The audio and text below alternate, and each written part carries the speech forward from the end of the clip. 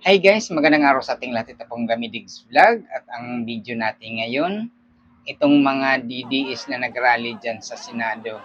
Itong mga nakaraang araw. Ito guys, ang video na to, aywan ko lang kung hindi ka madismaya dito sa mga taong to na nagrally. Kung paano nila ipinambalibag yung mga bakal na nakaharang dyan sa mga kalye at kung paano sila sumusuway sa ating mga kapulisan. Pati nga kapulisan natin guys, inaaway ng mga to. Ito guys, pakita natin itong video na mga ginawa nila. Ayan eh. Ayan.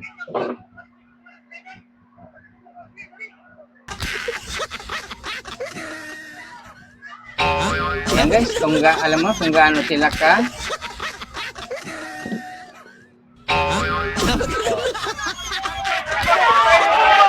ayan yung mga pinapakita nila guys yan o. Tingnan mo kung pinambabalibag nila yung mga harang din sa kalye or sa gilid ng Senado yan o.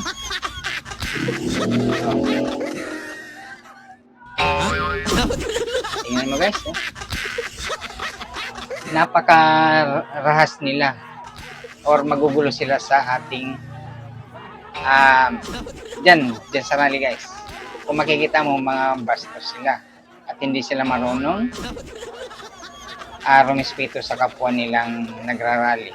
Pagka hindi kanila kasama, aapihin kanila dyan guys. Pag naligaw ka dyan sa may banda sa kanila, ganun sila kalupit. Dyan guys ha, hindi pa yan nananalo si Sara ha.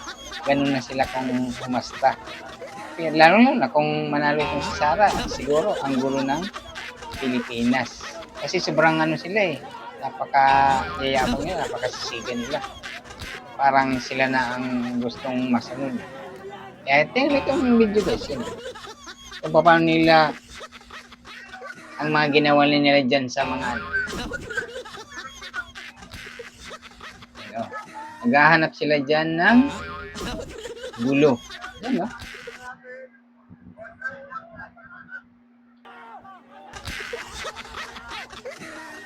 Yan natin.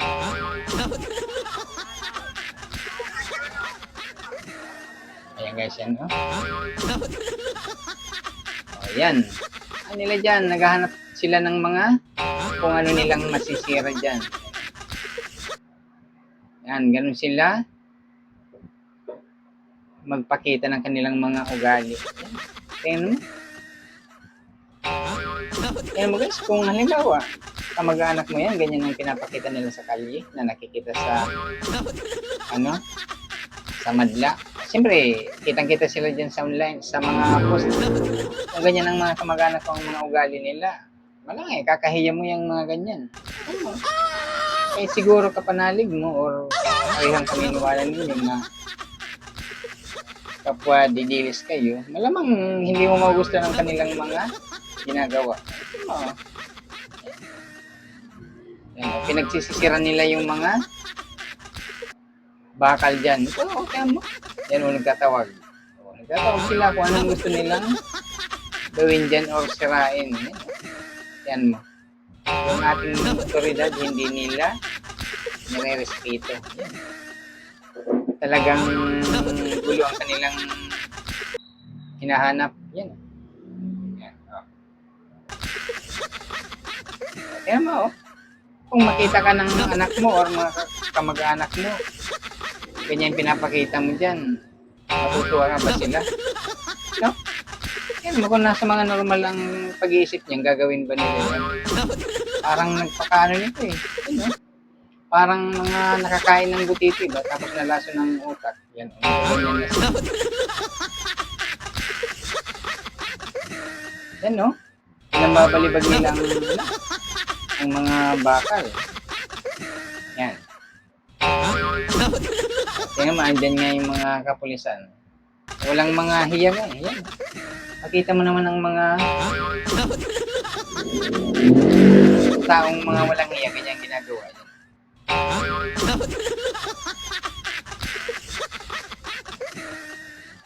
Guys, ganyan ang hasta ng mga itong mga didiris na ito na sa ating sa kalye. Lalo na sa rally guys, kung medyo nagkakaasaran. Nananakit ang mga to eh. Nananakit.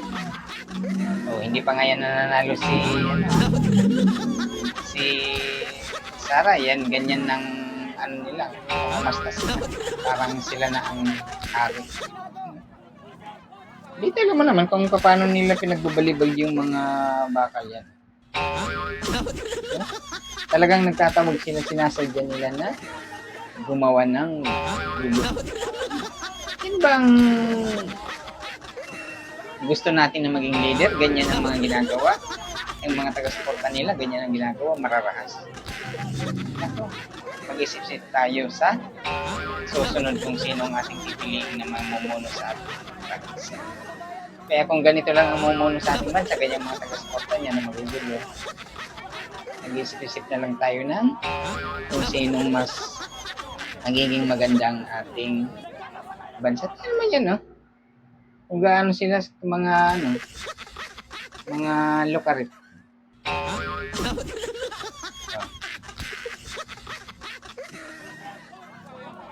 Naparinig natin yung kanilang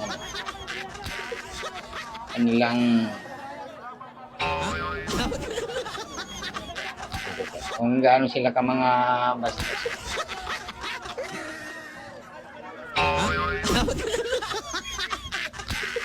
Ayan na. Naghahanap talaga sila ng gulo. Ayan naman kung anong nagpaawat-awat. Yan yung mga ganyan guys, mga vlogger yan. Tingnan mo. O, yan ba ang gusto nating mga ano? Kung ang mamuno, ganyan ang mga taga-suporta.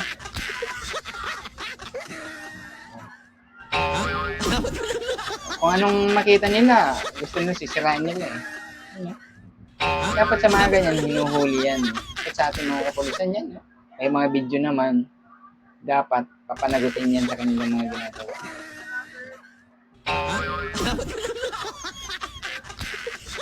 Yan o, di ba? Mga walang hiya. Kumbaga sa Bisaya, walang awod, walay awod. Mga ano eh. Ito oh. Mga lokarit. Ayan mo guys, yan. Mga bastos nga sila sa kalye.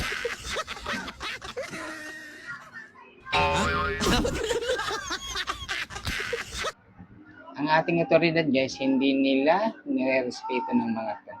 Kaya man, kung bastusin na lang nila, ganun-ganun lang. Buti nga hindi sila pinapatuloy natin yung mga otoridad eh. Yan. Maghahanap talaga sila ng gulo. Yan talagang hinahanap nila dyan. O, di ba? Tingnan mo, hindi lang lalaki na to. Kung may anak ka, ganyan nakikita sa iyo. Yan bang itinuturo ng sa anak mo? Maging ganyan, maging marahas. Yan ah. Hindi nahihiya. Kitang-kita ka sa national sa mga video. Tapos ganyan pinapakita mo sa ano yun. Kaya mo parang mga nakakain ng butiti eh. Nasira ng mga bike yan. Oh. Oh. Kung normal ba naman ang pag-iisip mo, magaganyan-ganyan ka ba dyan? Kahit mga kasama nila guys, hindi na natutuwa sa ginagawa nila eh.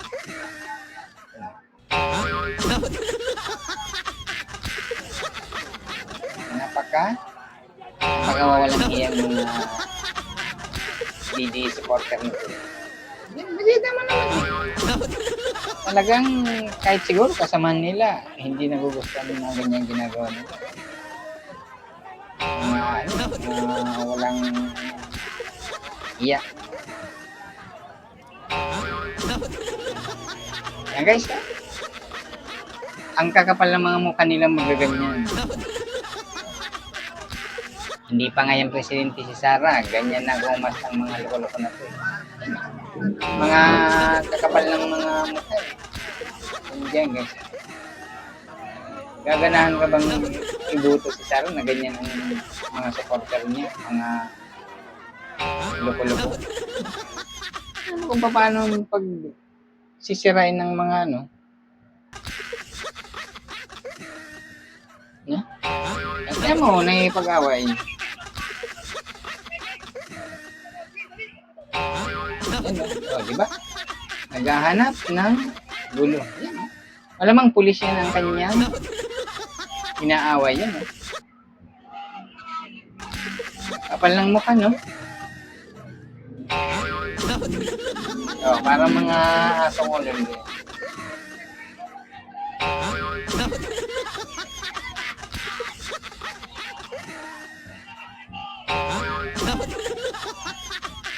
Ano kayang mga pumasok sa mga utak nila kung ganyan mga pinagagawa nila? Parang mga parang mga nausukan yung utak eh. Yun, no?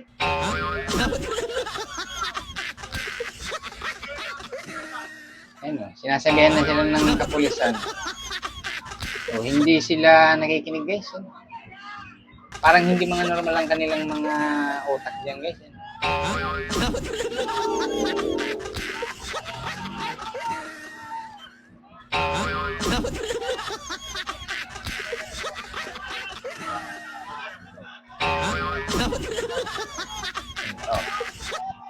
No? O, nagtatawag talagang sinasadya nila na manggulo. Yan ang ano dapat yan. No? Dapat yung mga ganyan, hinuhuli yan. Yung mga yan. No? Kasi pag umpisa yan ng gulo, so, yun no, parang sira ulo yung isa.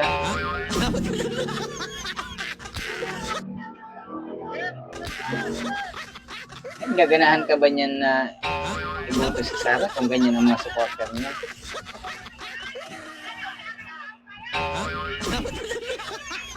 Oh, itong isang kopal, gustong ibalibag ang bakal. And nandun sa likod ng mga kapulisan. No? Ayan no. Dapat yan, ikadina dyan eh. Yan, yung nagbabalibag ng bakal, dapat yan, ikadina dyan.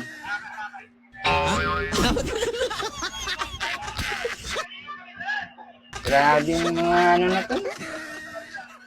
Mga walang biya. Oh.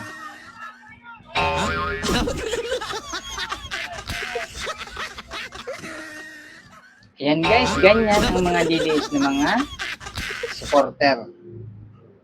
Mga walang ano yun, mga walang modo. Oh.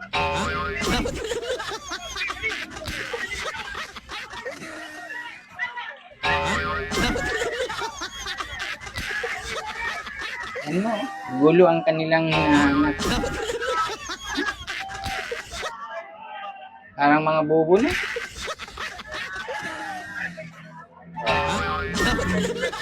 Yan o. Kung makita yan ng kanyang mga kamag-anak, siguro pagtatawanan ng ginagawa ng mga loko-loko na siya.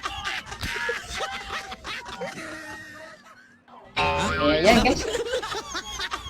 Nakita natin kung ano ang kanilang mga pagkatao ditong mga supporter ng mga DDS na mga mararahas. Kasi minsan guys, may nagatang mga rally dyan, nagpanagpo sila ng anti-Duterte. Talagang sinasaktan nila. Oo. Hindi sila kagaya ng ibang mga ralista na okay lang, harapan, magbangayan, maglabas ng kanya-kanyang mga naing. Ito sila, anuhin ka, sasapilitan kang sugurin nila. Kakaisa sila. Diba? Kaya malaki talagang pagkakaiba ng didilis at hindi didilis. Ito sila parang mga mga bastos, nananakit. Kaya, wala. Iba talaga ang kanilang mga pag-uugali. Kaya sabi nga ni Matibay, manang-mana ka sila sa kanilang amo. Kaya guys, kung pupunta ka sa mga rally ng ganyan, huwag kang, kung anti-Duterte ka, huwag ka talagang pupunta doon sa kanila kasi masasaktan ka talaga nila. Yan. Kailangan, partner ka. Huwag mong ipaparinig ang inyong mga sinasabi laban sa kanila kasi sasaktan ka talaga nila mga kupal na to, yung mga ito, mga yan, yung mga to. Nananakit ng mga yan, yan, no? Yan. Bakal nga, binabalibag ng mga yan. Ganyan sila ang pinapakita nila. Yan ba? Yan ba ang gusto natin na mamuno, yung mga ganyan mga ginagawa? Hindi natin gusto yung mga ganyan yung mamumuno na ganyan mga supporter, magugulo. Talagang magulo sa bansa kung ganyan ang mga supporter nila. Di pa ngayon nanalo yung idol nila. Ganyan na sila kung umasta eh. Parang mga nasisiraan ng mga bait pag nandyan sa kalye. Yan. Di ba nakikita natin kung paano nila balahurain pinagmumura nila. Wala, hindi lang pumapatol ang Pangulo natin sa mga kaya dapat sa mga to hinuhuli, kinakasuhan para madala or madisiplina ang mga kaugalian nila. Yan, no? O, di ba guys? Nakikita natin kung gaano sila ka, ano? No? Okay, sinasadya nila yan para mag-umpisa na kaguluhan yan. Oh. Dapat bagsakan yung paa niya ng mabali ng bakal para madala. No? Yan, no? Kasi makikita ng ano, kung ganyan, kamag-anak ko, nagaganyan ko, kakahiya kita. Ano? Nagkandabuang ng mga didilis na to eh. Parang mga ano. Ano? Gadilis na lang mga otak ng mga ano na to eh. Pulis nga, hindi na respeto ng mga parimaw na to eh. Wala. Kaya guys, sa susunod na eleksyon, mag-isip-isip tayo ng kailangan ng iboto nating mamumuno sa ating bansa yung magiging maganda ang ating bansa. Hindi kaya ng mga to. Yung idol nila, ganyan din ang gusto eh, yung magugulo. Diba? Yung gusto nilang manalo, ganyan magiging magulo ang ating bansa. Kaya, pipili tayo ng matalinong mamumuno sa ating yung magandang record ng kanyang pansarili. Di ba? Walang may babato tayo sa kanyang mga ginawa siyang corruption. Yun dapat ang ating susunod na ihahalal na mamumuno sa ating bansa. Hindi yung mga ganitong mga ganyan bang mamumuno, ganyan mga supporter, magugulo. Ano lang mangyayari sa ating kapaligiran ng ganyan ng mga sigla. Diba? Huwag na tayong bumalik dun sa dating nangyayari. Kasi, wala eh, maraming gumanon eh. Tanganang. Hey guys, nakita natin dun sa rally kung paano sila or pinakita nilang kanilang mga ugaling hanggang sa susunod guys na video natin, abangan natin ang mga to, yung mga magugulo sa kalye. Ipapakita natin kung para malaman natin ang kanilang mga pinagagawa. Hanggang dito lang guys. Hanggang sa susunod ng mga video natin. Kung magustuhan natin ang ating video, pwede mong i-like. Kung hindi mo naman magustuhan, pwede mo rin i-subscribe. Hanggang dito na lang guys.